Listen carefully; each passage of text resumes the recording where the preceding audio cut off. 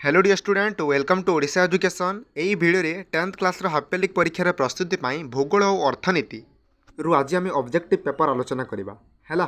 Set 3 discussion करवा पूर्वर आम set 1 और सेट 2 डिस्कसन कर सारी जो थ्रु कि आम इंपोर्टेंट प्रश्न गुड़िक देखी। आज आम सेट 3 आलोचना करवा ऑब्जेक्टिव प्रश्नपत्र 2024 मसीह आसवा प्रश्नपत्र। चलतु भिडियोटी को फास्ट टू लास्ट जे ध्यान सहित देखूँ। चैनल जदि नुआ अच्छ देन चैनल को सब्सक्राइब करके बेल आइकन को प्रेस करूँ जद्वारा यहपर भिडियो गुड़िक चैनल माध्यम देखिपारे। चलो आउ समय को नष्ट न करी भिडियोटी को स्टार्ट करवा। देखो सेट 3 प्रथम प्रश्न कौन अच्छी प्रश्न अच्छी क्यों संबलर अत्यधिक और अनुचित व्यवहार मनुष्य समाज पर विपदर संकेत सृष्टि करुच्ची। एक नंबर उत्तर कौन हम सी नवीकरण अयोग्य अर्थ जो संबल नवीकरण हो पार ना तार अत्यधिक सहित अनुचित व्यवहार मनुष्य समाज में विपद अटे है। 2 नंबर निम्नोक्त क्यों संबल उपरे देशर समृद्धि और विकास निर्भर करिथाए ना जातीय संबल उपरे है। पर्वत्य ढालू और मालभूमि अंचल में निम्नोक्त क्यों कृषि करा जाए नहीं। उत्तर हो यार ऑप्शन डी पिला माने सघन कृषि। पार्वत्य ढालू मालभूमि अंचल में सघन कृषि हो पार ना पिला माने बुझिपार।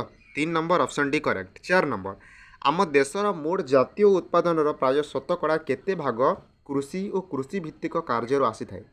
आम देशर जो जातीय उत्पादन अच्छी तार केते भाग कृषि आउ कृषि भित्तिक कार्य आसी थाए। उत्तर होची ऑप्शन बी पिला माने 15.8।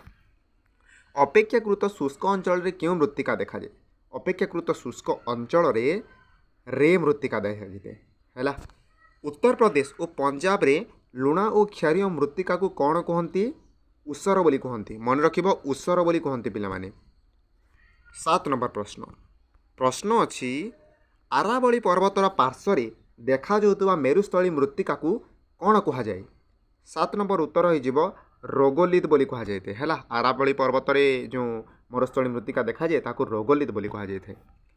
हिमाचल हिमालय पाददेशरू कन्याकुमारी पर्यंत देशर केन्द्रीय अंचल में क्यों अरण्य देखा देते ना क्रांतीय शुष्क पर्णमोच्य अरण्य देखा जाए। भारतर पश्चिम उपकूल में जुआरिया अरण्य देखा न जा क्योंठी समर्थन करूना। देख भारतर पश्चिम उपकूल में जुआरिया अरण्य देखा न जारे क्योंठी समर्थन करूना।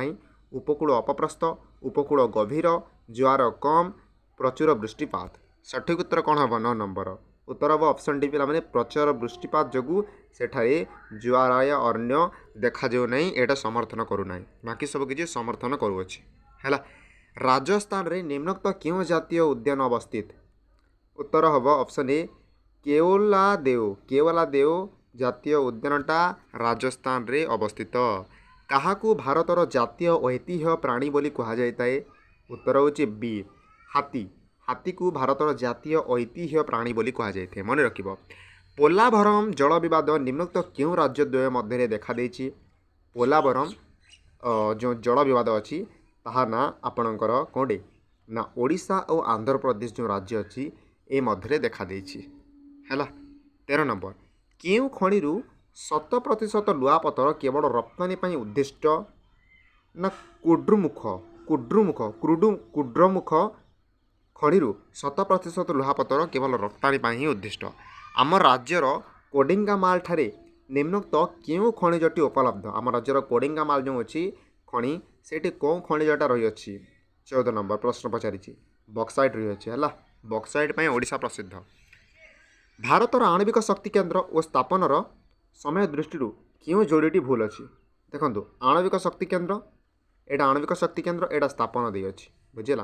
तो ये मध्य कौनटा भूल अच्छे 4टी मध्य कौनटा भूल अच्छे। देखो 15 नंबर देखा कौन करेक्ट आंसर हम। देखो कल्पकम 1984 ठीक अच्छी। काकरापरा 1993 ठीक अच्छी। जैतापुर 2017 ठीक अच्छी किंतु तारापुर 1965 एटा ठीक ना ठीक अच्छे। तो करेक्ट आंसर कौन कौन जोड़ा भूल अच्छे पचारि तो तारापुर 1965 एटा भूल अच्छी ठीक अच्छे। 16 नंबर प्रश्न कौन अच्छी देखो 16 नंबर प्रश्न अच्छी 1948 रु 1990 मध्य निम्नोक्त क्यों क्षेत्र में विफलता देखा दे नथिला बोली प्रश्न अच्छी। प्रश्न गुड़िक बहुत ट्रिकली पचारूँ आपको जस्ट बुझार अच्छी। 1948 रु 1990 मध्य क्यों क्षेत्र में विफलता देखा दे नथिला बोली पचारि। उत्तर कौन 16 नंबर ଘରୋଇ ଉଦ୍ୟୋଗର ଦକ୍ଷତା ହ୍ରାସ କ୍ଷେତ୍ରରେ ବିଫଳତା ଦେଖାଦେଇନଥିଲା। ଅର୍ଥାତ୍ ଘରୋଇ ଉଦ୍ୟୋଗ ଗୁଡ଼ିକ ଦକ୍ଷତା ବଢ଼ି ବଢ଼ି ଚାଲିଥିଲା। ବୁଝିହେଲା। ଭାରତୀୟମାନେ ପୃଥିବୀର ବିଭିନ୍ନ ଦାମୀ ବ୍ରାଣ୍ଡର ଜିନିଷ ପାଇବା ପାଇଁ ଆର୍ଥିକ ନୀତି ଯୋଗୁଁ ସମ୍ଭବ ହୋଇଛି।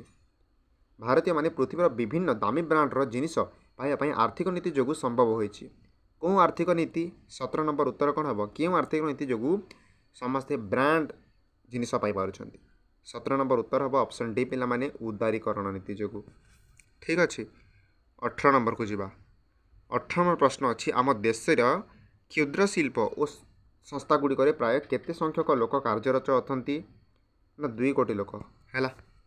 ବିଶ୍ୱ ବାଣିଜ୍ୟ କାରବାରରେ ଭାରତର ଅଂଶ କେତେ ପ୍ରତିଶତରୁ କମ୍ ରହୁଛି? 1%ରୁ ବି କମ୍ ରହୁଛି। ହେଲା। କେଉଁ ଅର୍ଥ ବ୍ୟବସ୍ଥାରେ ଶିଳ୍ପୋଦ୍ୟୋଗ ଗୁଡ଼ିକ ବ୍ୟକ୍ତିବିଶେଷଙ୍କ ମାଲିକାନାରେ ଥାଏ? ନା ପୁଞ୍ଜିବାଦୀ ଅର୍ଥ ବ୍ୟବସ୍ଥାରେ ଶିଳ୍ପୋଦ୍ୟୋଗ ଗୁଡ଼ିକ ବ୍ୟକ୍ତିବିଶେଷଙ୍କ ମାଲିକାନାରେ ଥାଉଛି।